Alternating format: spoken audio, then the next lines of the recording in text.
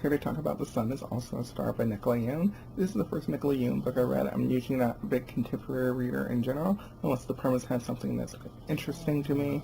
The story follows Daniel and Natasha. They are both children of immigrants. They're both children of immigrants.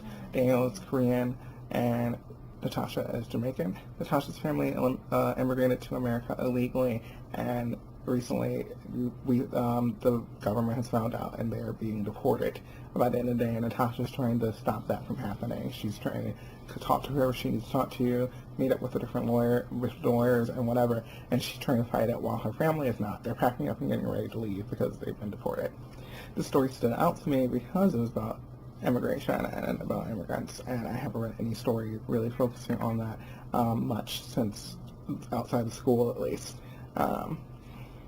I was a little iffy on going into it because I knew this book takes place over the course of a day, and Natasha and it is kind of there's a romance element. It's Natasha and Daniel do fall for each other over the course of the day, and I thought it would be a super insta-lovey. I don't consider this insta-love at all. If people do, I've seen so much worse insta-love than this. Like, literally, they see each other and fall in love. That's what I see as insta-love in stories.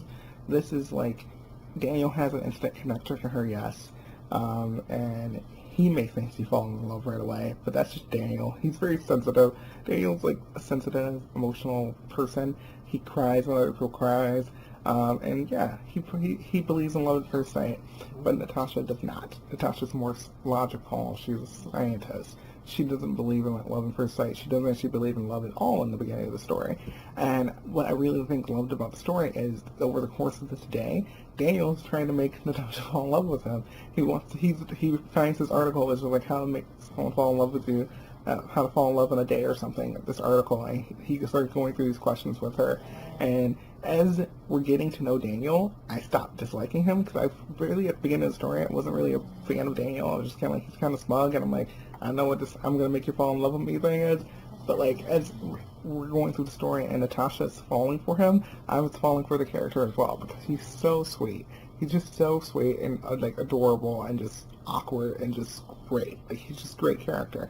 Natasha, I loved her right from the beginning. She's very headstrong, and I just feel like she was really in a bad situation. She didn't want to leave America. She's grown up here. This is her home, and she's being deported because of decisions her family made. And so I really loved her character and seeing her arc in the story as we go through it. This book is emotional. I cried. I don't usually like crying in stories, but it did make me cry at some point. At a couple of points, actually, it made me cry because it happens like that.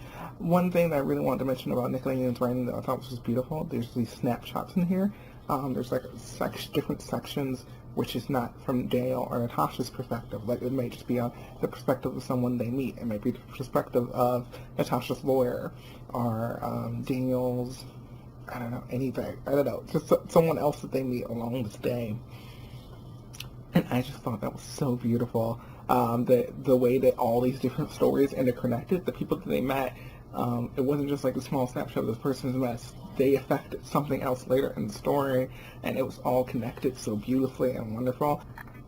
There's these little sections or history of things, like the history of hair, or it'll give you like the science, some type of science information or something like that. And I really love when stories can break away and do this kind of snapshots, and it fits well in contemporary that you can do that, and the story like this, and it just worked really, really well. So I really, really enjoyed the story. I gave it, I think, 5 stars on Goodreads, and I was so surprised I liked it as much as I did.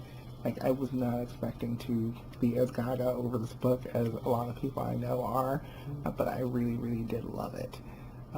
And yeah, I will be on the lookout for more Nicola Yoon books. I'm really not going to be interested in any of her other books.